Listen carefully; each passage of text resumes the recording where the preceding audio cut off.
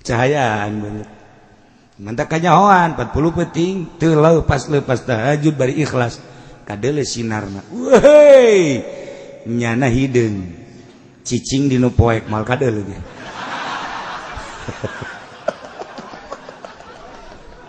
tapi sinaran beda sinaran masyaallah terus makin kaditung ibadah hudang beting ceng nang Allah hudang tahajud ceng sareng kitu ilmu geus aya di sia nganyaho geus aya di sia tinggal siap perang jeung nafsuna doang tahajud tengah penting Allah terus beki bersinar selama 40 peting urang tahajud bae selama 40 peting urang tahajud bae eta engke sinar kolbu naek ka beungeut hujanna hideung kene pangona kebel yang mau hujan bakal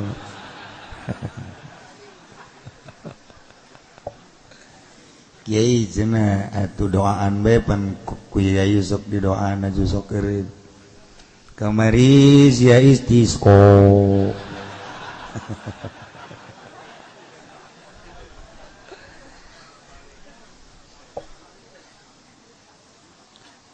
Coba kan nu di dapur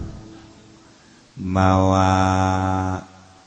eta naon gara elap anduk tah supaya ulah ngocor caina. Santri nu di dapur mawa anduk gede supaya caina ulah ambalaya.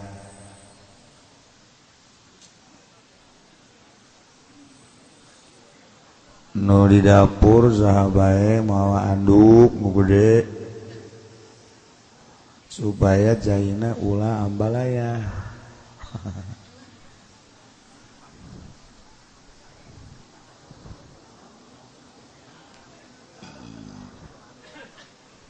Tanyawan gua lima orang majelis orang balalocor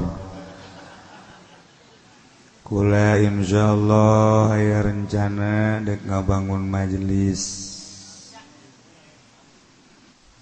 biayana kurang lebih 12 miliar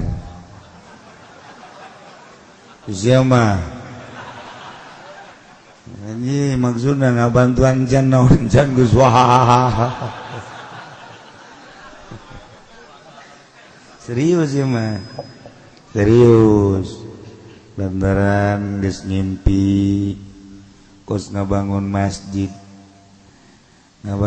ngimpi heula gampang jeung almarhum seserian jadi ampang kuari geus beak 10 miliar leuwih 11 masih digarapkeun hampang cek nu di majelis heueuh atuh aja teu bantuan teu naon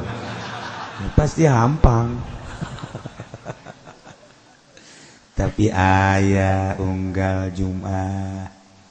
kukule diberitakeun kadang menang 9 juta kadang 10 kadang 11 kadang 15 kadang-kadang aya 19 juta eta unggal minggu na. Jadi alhamdulillah ngawujud. Nah ieu ge diperkirakeun 12 miliar gambarna ke saya lah cenah ieu moal ngaji salila ngabangun mal kula mah ngabangun teh menta moal ngahayu-hayu moal ngan nyaritakeun peda balocor tu bocor ngobe geus lila teuing jadi dibangun insyaallah rencana menta moal ieu beneran nah ayu moal cenah moal ngaji salila ngabangun Allah ingin jumal wakam ngaji cenah geus anggeus sekarang supaya ulah ieu doang ambalaya.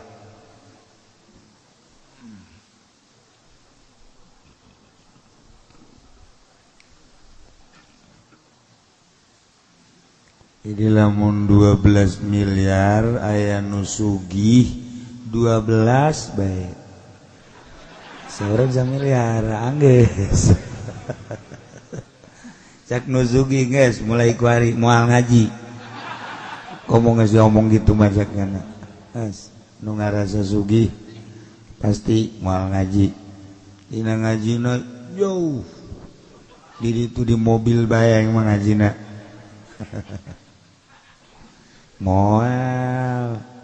moal pati-pati ngawuduk lamun can boga kalapa paling tinggal kerupukna doang. Aduh, Masya Allah, kari hujan.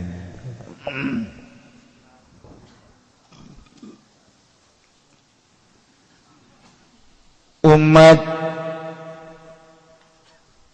Kangjeng Nabi Musa alaihissalam, yakni kaum Bani Israel, anu dihina-hina ku Firaun, anu dijadikan budak ku Raja Firaun, gawe diarah tanagana teu dibayar, anak lalakina dibunuh letikan, anak awewena diantek, perdagangan jeung pertanian anak hasilna kudu lapor ka Raja Firaun. Lapor lain salapor-laporna tapi dicokot upeti kunyana. Nugering teu diurusan. Nini jeung aki-aki teu aya we pengurusan sama sakali. Allah nurunkeun Kangjeng Nabi Musa ditanya lametkeun kaum Bani Israel. Sebab Bani Israel mati Israel nyana di zaman Kangjeng Nabi Yusuf alaihissalam ka Mesir, anak baranakan cicing di Mesir teh nyana mah ngumbara aslina kaum umat manusia nu aya di Mesir mah ngaranna kibukti. Geus atuh aya perbedaan pengurusan Firaun terhadap Bani Israel, digawekeun sadaekna diarah tanagan dibayar mah henteu kitu keneh, anak-anak lalakina dibunuh ketika lahir mun lalaki, awewe diantep, dagangna kudu lapor cokot upeti, kitu keneh pertanian-pertanianna cokot upeti. Sangat biadab tindakan Firaun terhadap kaum Bani Israel. Kangjeng Nabi Musa diturunkan ku Gusti Allah, titah nyalametkeun kaum Bani Israel, titah dibawa ka ditu ka Israel supaya talalenteng. Ketika adu kekuatan Kangjeng Nabi Musa jeung Raja Firaun, nu dimaksud Kangjeng Nabi Musa dek nyalametkeun kaum Firaun, Raja Firaun ngumpulkeun pesihir-pesihir, ternyata keok pesihir-pesihir Raja Firaun. Tetap Kangjeng Nabi Musa teu meunang mawa umat Bani Israel ka negara Israel. Ketika dibawa ku Kangjeng Nabi Musa ka Israel, keluar ti negeri Mesir, dibunuh mau tidak mau. Luar biasa penganiayaan. Manta Kangjeng Nabi Musa ngajanggikeun ka kaum Kangjeng Nabi Musa, ieu kaum Bani Israel, sakumaha nu kamari geus dijelaskeun Gusti Allah mere wayu ka Kangjeng Nabi Musa, cek Kangjeng Nabi Musa, asa rabbukum ayyuhlika aduwakum wa yastakhlifakum fil ardh fayanzura kaifa ta'malun. Wahai kaum Bani Israel, harapan anu luar biasa ti pangeran urang yane Allah moal kebal deui engke musuh-musuh aranjeun yane Firaun beserta para penggawa kumunggawana jeung kaumna bakal dirusak ku Gusti Allah ketika hancur kerajaan Firaun ieu teh bakal digantian ka kawasan teh ku aranjeun kabeh maka fayanzur kaifa ta'malun proses heula selama Allah ngajanggikeun bakal dijagikeun khalifah kaum-kaum Bani Israil Mesir setelah kanyut setelah hengkang setelah hancur Firaun ieu horenganan melalui proses heula di dalam prosesna fayanzur kaifa ta'malun Allah bakal neuleuh selama proses kekuatan iman keyakinan kumaha coba pagawean anjeun selama menghadapi Raja Fir'aun anu sangat biadab geus dijanjikeun ku Gusti Allah Mesir bakal dicekal ku Bani Israel. Masya Allah. Pertarungan terus dilanjut ku Kangjeng Nabi Musa tahap demi tahap sampaikan ka disiksa Raja Fir'aun. Umat Firaun teh disiksa kaum Firaun teh ku berbagai siksa nu kamari geus dicaritakeun dina ayat farsalna alaihim tufana wal jarad wal kummala wad dafadi'a wad dam ayatim mufassalat disiksa minta pertolongan ke Kangjeng Nabi Musa ngadoa siksa hilang sebulan kemudian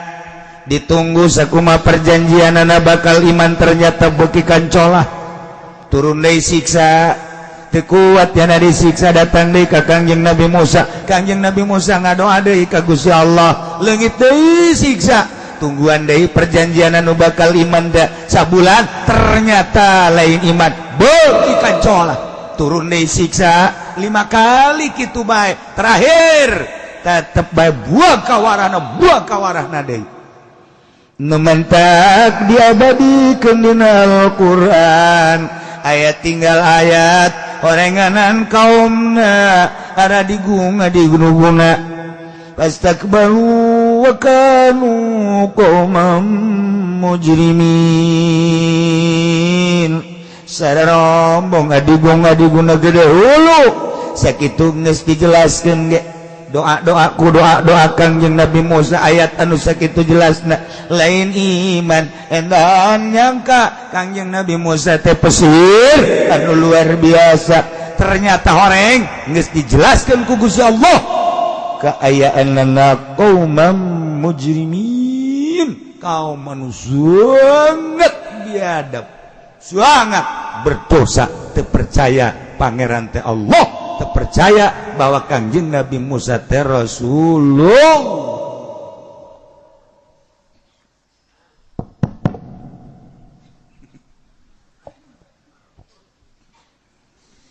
tapi pertarungan teh terus bae terakhir pertarungan tetah nu kamari dicaritakeun Kangjeng Nabi Musa teh udag ku Raja Firaun maksudna Bani Israil teh dek dibeakeun kabeh udag ternyata Kangjeng Nabi Musa lumpat beserta kaum Bani Israil dititah ku Gusti Allah ka Laut Merah belahan utara disebut Bahrul Kulzum anu geus pernah ka Yordan pernah ke Mesir mah kuari kabayang lautna anu can pernah ka Yordan can pernah ke Mesir mah ngabayangkeun ge paling ge laut Kampung Melayu paling jagonya Kamauk laut Tanjung Kait bari meuli lauk melem lauk didinya teu kabayang laut-laut nu aya di ditu manu bersejarah udah mangabayangkeun teh Kampung Melayu Tanjung Kait paling jago Tanjung Pasir Ancol itu di Kulon aya urang zarah teh Laut Labuan anu laut eta mah tuh kapan pohara jasa ombakna gede sering jelema ngagejeburkeun maneh di dinya di Labuan mah asal kreditan teu kabayar kaditu diputuskeun cinta kaditu dagang rugi bae kaditu lalaki teu laku-laku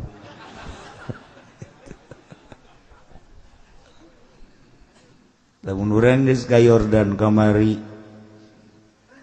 di Yordania naik kapal ke Mesir kabayang eta ambalayana tengah peuting di ka Mesir di ditu mah jalalawara eta di Yordan mah mariksa pisah teh ku geus terbiasa negara turis jadi babarieun jasa anak tampung tek tanda tangan sebutan hiji-hiji atau acaknya mun cara ngomong urang mah geus teh kudu disebutan ieu tah bagikeun ku sia tah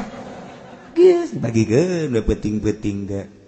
beres berangkat urang ke kapal peuting naik kapal ke Mesir Masya Allah kemudian dirinya di Aqaba anu katingali 3 negara Mesir kitu Yordan Israel Palestina rentul kota katingali nu mantak terindah sadunia lampu Mesir lampu Yordania lampu itu Israel atau Palestina ketinggal deket Masya Allah. Nah lempar terus cicing di sisi istirahat makan segala rupa etalah Laut Merah terus kebelah ditu ngaranna Kulzum ye nu Kangjeng Nabi Musa diinstruksikeun ku Gusti Allah diudag ku Raja Firaun di Mesir titah melah laut melalui tongkatna pepehkeun Musa tenggelkeun Musa eta tongkat kana laut tongkat pepehkeun bak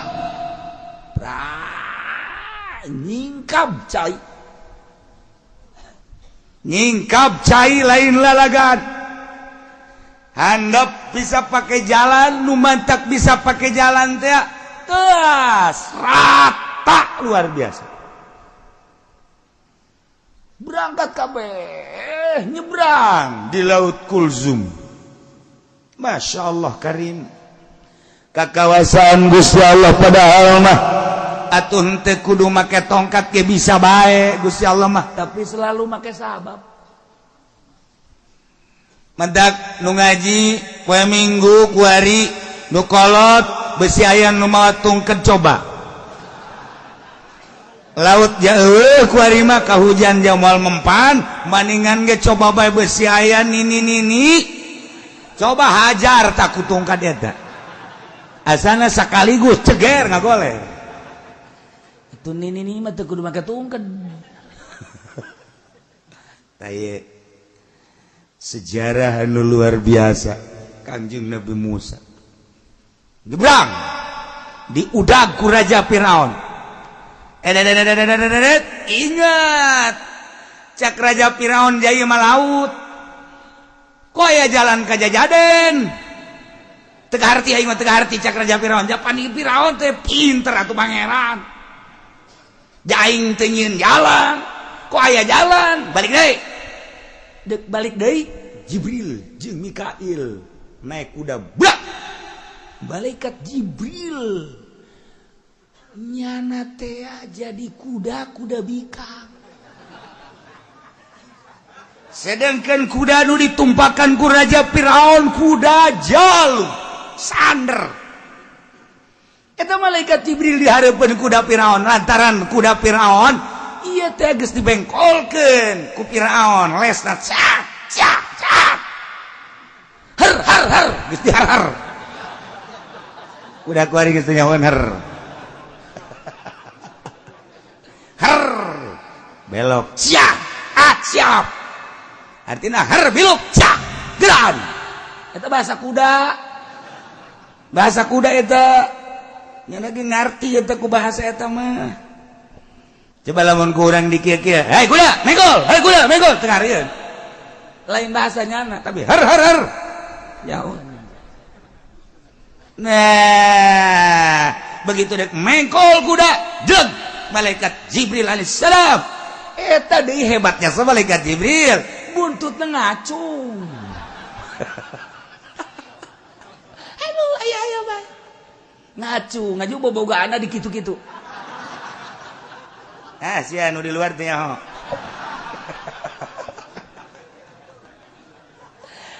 jadi kuda teh geus teu nurut ka nu numpakan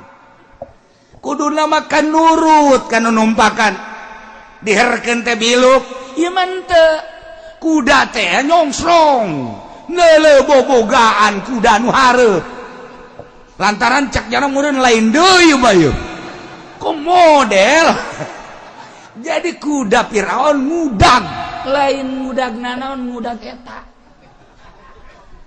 nu mantak jawarahan teman-teman meak ka Karawang ngudag eta hektaran meak ka Subang meak ka Cianjur meak eta sawah hektaran ojol jeung sawah mencong orang aya sejarahna waktu terus Firaun gregeteun goblok sia kuda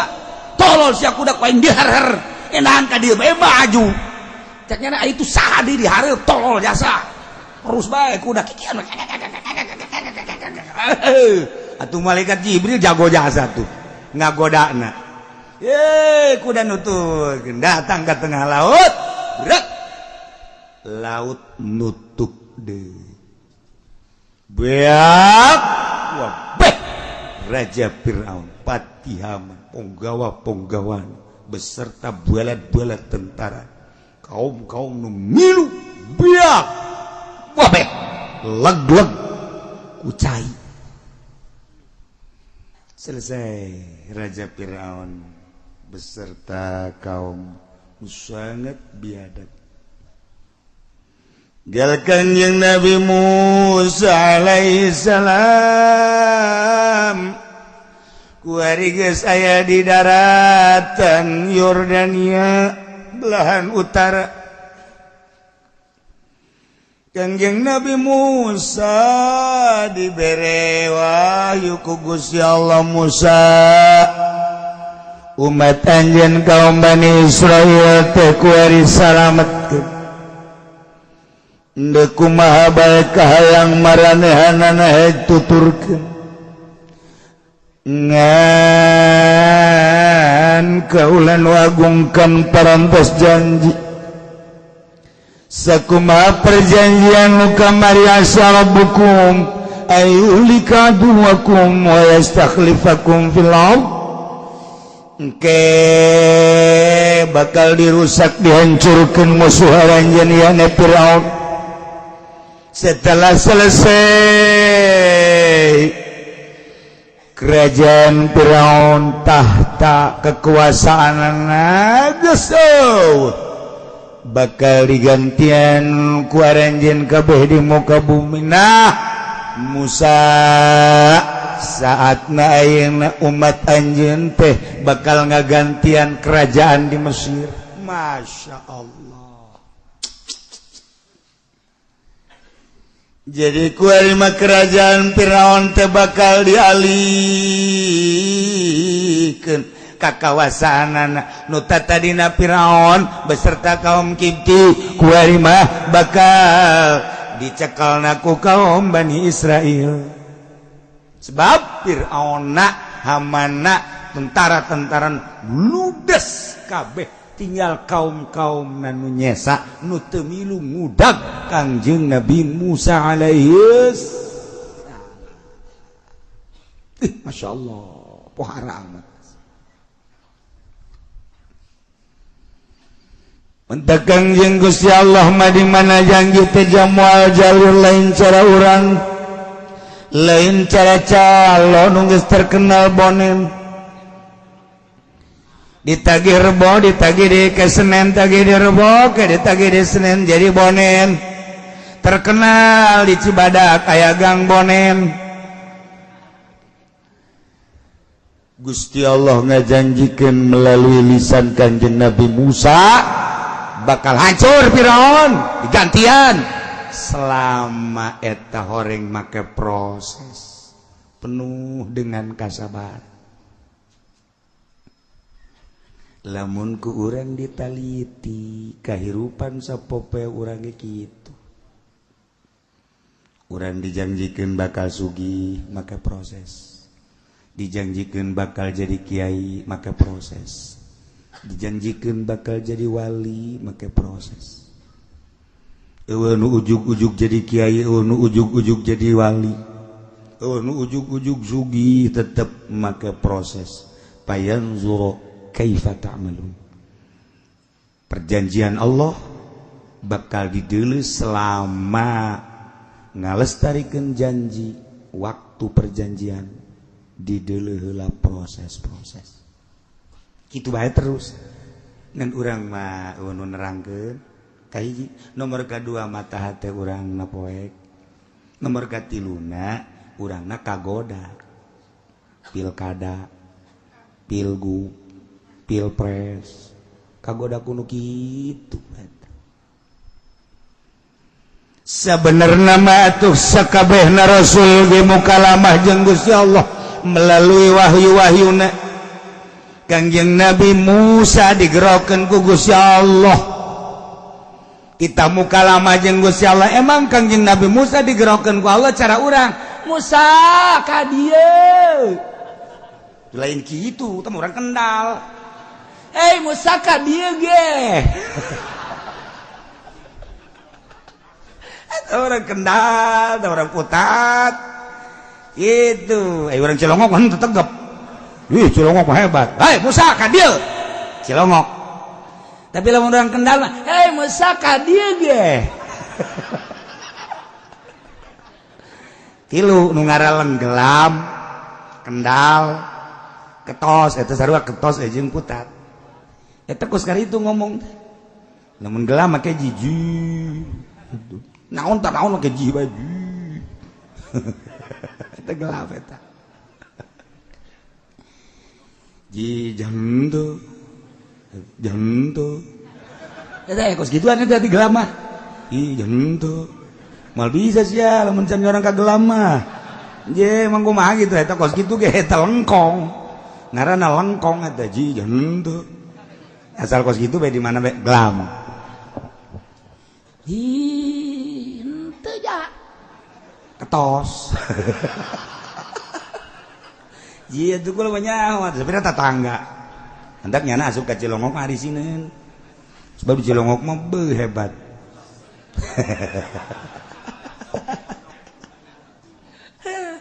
Aya nu pangjorena pondok. Itu pangjorenya eta mah geus.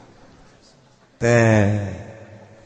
Kangjeng Nabi Musa digerokeun ku Gusti Allah lain cara urang atuh cara urang mangarana teu mukhalafah lil hawadis pan Allah mah mukhalafah lil hawadis ketika urang nyaritakeun la ilaha illallah ketika urang ngucapkeun la ilaha illallah opat kudu diyakinkeun hiji la ilaha illallah pangeran kecuali Allah berarti Allah aya dua la ilaha illallah Allah teh hiji sanggeus aya yakinkeun Allah hiji dua tilu la ilaha illallah nomor katilu la ilaha illallah yakinkeun Allah teh teu aya nu nyarupaan. Nomor kaopat yakinkeun la ilaha illallah salian Allah